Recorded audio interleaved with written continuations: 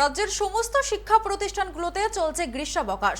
আর এই সময়ে ছাত্রছাত্রীরা যাতে পাঠবিমুখ না হয়ে পড়ে, সেই কারণে রাজ্যের শিক্ষা দপ্তরের নির্দেশে রাজ্যের সমস্ত শিক্ষা প্রতিষ্ঠানগুলোতে চলছে সামার প্রজেক্ট। জেলার প্রতিটি শিক্ষা প্রতিষ্ঠানের পাশাপাশি পশ্চিম মেদিনীপুর জেলার দাসপুরের রাধাকান্তপুর উচ্চ বিদ্যালয়ের ছাত্রছাত্রীরা বেরিয়ে পড়েছে এলাকার থানা স্বাস্থ্য কেন্দ্রগুলি পরিদর্শনে। সম্প্রতি জেলার বিভিন্ন জায়গায় বেড়ে চলেছে বাল্য বিবাহের ঘটনা।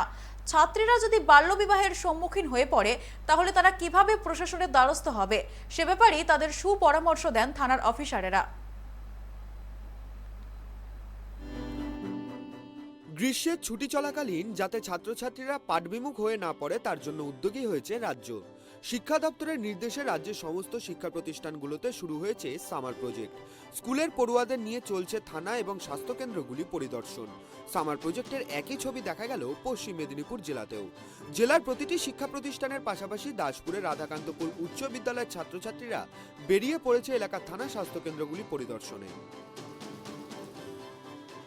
আমাদের পশ্চিমবঙ্গ সরকারের শিক্ষা দপ্তরের নির্দেশ অনুসারে বিভিন্ন দপ্তরে ছেলেদেরকে নিয়ে গিয়ে সেই দপ্তরের যে কার্যক্রম সে সম্পর্কে ছাত্রছাত্রীদের অবগত করা এবং আগামী দিনে কোনো সমস্যা হলে তারা যাতে এই সমস্ত অফিসগুলোতে এসে সেই সমস্যার সমাধান কল্পে তারা নিজেরা এগিয়ে আসতে পারে এবং তারা কাউকে যেন সঙ্গে না নিয়ে এসে নিজেরাই যেন এগিয়ে এসে তারা সমস্যার সমাধান করতে পারে এবং অফিসগুলোতে বিভিন্ন রকমের তথ্য দিয়ে তারা নিজেদেরকে বিভিন্ন বিপদ থেকে রক্ষা করতে পারে।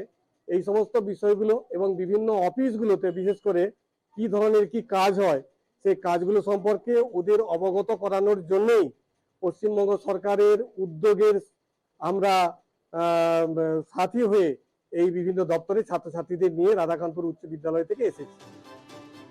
এদিন শুধুমাত্র থানা কিংবা স্বাস্থ্যকেন্দ্র নয়, বিভিন্ন অফিসগুলিতে নিয়ে গিয়ে পুঁথিগত শিক্ষার পাশাপাশি বাস্তবিক শিক্ষার উপরেও পড়ুয়াদের হাতে কলমে শিক্ষা দেওয়া হয়। থানা, স্বাস্থ্যকেন্দ্র সহ বিভিন্ন দপ্তরে কি প্রক্রিয়ায় কাজ হয় কিংবা কোন কাজের জন্য সঠিক কোন প্রক্রিয়া রয়েছে সে বিষয়ে অবগত করা হয় পড়ুয়াদের। আমরা যে এখানে প্রথমে থানায় এলাম, আমরা জানতে চাইছিলাম যে থানার কাজকর্ম কি, তারা কিভাবে নিজেদের দায়িত্ব পালন করে, তারা যে সমস্ত সমাজে দোষী রয়েছে তাদের কিভাবে শাস্তি দেয়, সেই সমস্ত বিষয়ে জানলাম। এখানে প্রথমে থানায় আসা হয়েছে, এছাড়াও এখানে হসপিটাল, এসআই, বিডিও সমস্ত জায়গায় যাওয়া হবে। সেখান থেকেও আমরা বিভিন্ন তথ্য জানতে চাইছি, এই জন্য জানতে চাইছি। আমরা ভালো যারা পাচ্ছি তারা আমাদেরকে ভালোভাবে সাহায্য করছে। আমরা এখানে প্রথম এরকম কিছু একটা করছি, আমাদের খুবই ভালো লাগছে, অনেক কিছু জানতে পারছি। সম্প্রতি জেলার বিভিন্ন জায়গায় বেড়ে চলেছে বাল্যবিবাহের ঘটনা। ছাত্রীরা যদি বাল্যবিবাহের সম্মুখীন হয়ে পড়ে তাহলে তারা কিভাবে প্রশাসনের দ্বারস্থ হবে সে ব্যাপারেও তাদের সুপরামর্শ দেন থানার অফিসাররা।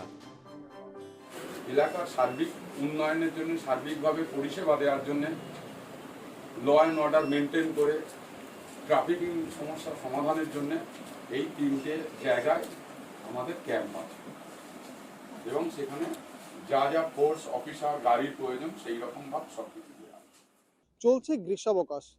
পশ্চিমবঙ্গ সরকারের শিক্ষা দপ্তরের নির্দেশে এই গ্রীষ্মের ছুটি চলাকালীন ছাত্রছাত্রীরা যাতে কোনোভাবেই পড়াশোনা থেকে বিরত না হয়ে পড়ে, সেই কারণে শিক্ষা দপ্তরের নির্দেশে বিভিন্ন স্কুলগুলিতে চলছে summer project, summer vacation project.